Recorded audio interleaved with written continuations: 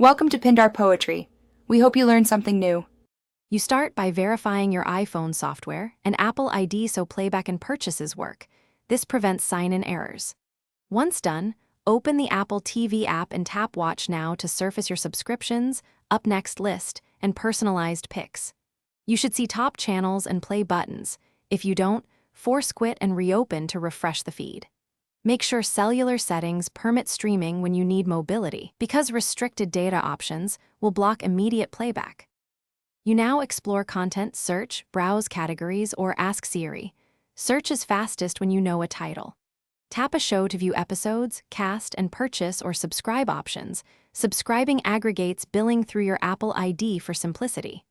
Once subscribed, add episodes to Up Next for quick access, or download when you anticipate no Wi-Fi. Downloads save to the library. If you need multiple streams, check family sharing and subscription limits before you proceed, because those control. You finish by tailoring playback and connecting external displays. Go to Settings TV to set download quality and cellular access so streaming fits your plan. Use AirPlay to send video to an Apple TV or compatible smart TV. Tap the AirPlay icon and choose the device. If playback fails, troubleshoot stepwise.